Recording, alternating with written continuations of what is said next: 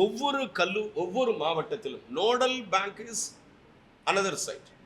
இப்ப நாங்க என்ன பண்றோம், ஒவ்வொரு மாவட்டத்திலும் ஒரு ஒரு ப்ரொஃபஸர், ஒரு அசோசியேட் ப்ரொஃபஸர் ஆர் ஒரு ப்ரொஃபஸர் ரேஞ்சுக்கு உள்ளவங்களை நாங்க ஸ்டேட் கவர்மெண்ட் அறிவிச்சிருக்கோம்.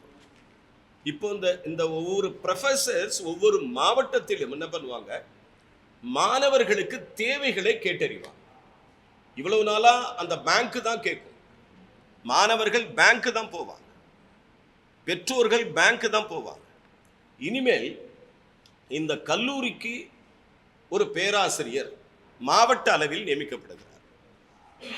அவர் மூலமாக தேவைகள் பெறப்பட்டு நோடல் பேங்கோட பேச்சுவார்த்தை நடத்தி த குயிக் ப்ராசஸ், எந்த மாணவனும் கல்வி கடன் கேட்டு தனக்கு கிடைக்கவில்லை, என்னால் இந்த ஆண்டு கல்லூரியில் தொடர முடியவில்லை, என்னால் இந்த ஆண்டு என்னுடைய படிப்பு தடைபடுகிறது என்கிற நிலையே வராமல் இந்த ஆண்டு முதல் இப்படி ஒரு திட்டத்தை மாண்புமிகு முதலமைச்சர் அவர்கள் தொடங்கி இருக்கிறார்.